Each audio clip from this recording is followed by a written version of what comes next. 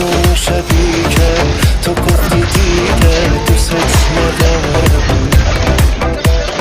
نمیشه راحت حتی یه ساعت دوام بیارم،